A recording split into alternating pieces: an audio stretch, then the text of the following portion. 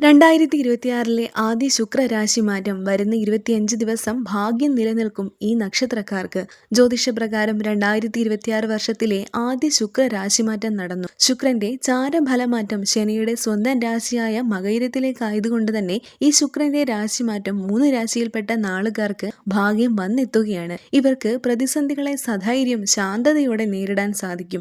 ആത്മവിശ്വാസം വർദ്ധിക്കും. സാമ്പത്തികമായി ഉണ്ടായ വിഷമങ്ങളും അലച്ചിലും മാറിക്കിട്ടും. കടം കൊടുത്ത പണം അതെത്ര ചെറിയ തുകയാണെങ്കിലും തിരികെ ലഭിക്കും.